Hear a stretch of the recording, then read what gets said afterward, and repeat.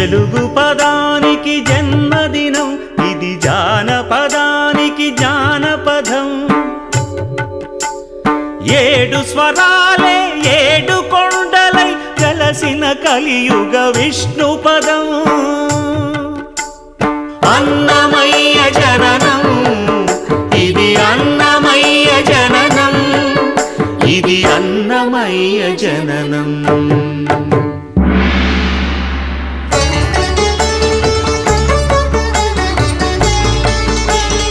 హరిషడ్వర్గము తెగనరికే హరి ఖడ్గం ఇది నందకము.